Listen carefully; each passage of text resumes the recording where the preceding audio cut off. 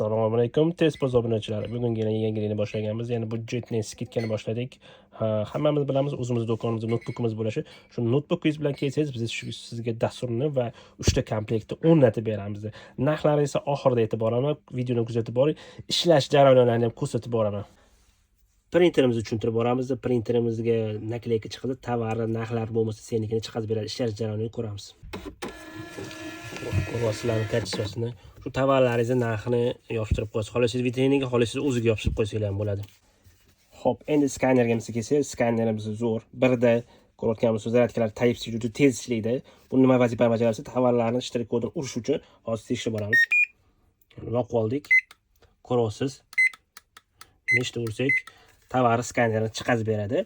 Va check printerimizga keladigan bo'lsa, check printerimiz ishlanishi. Bu oxirida tovarni sotganingizda, o'sha oxirida klient beradigan chekingiz. Ko'rayotgan bo'lsanglar, chek chiqishini kimga kerak bo'lsa, bizga aloqaga chiqarsanglar bo'ladi.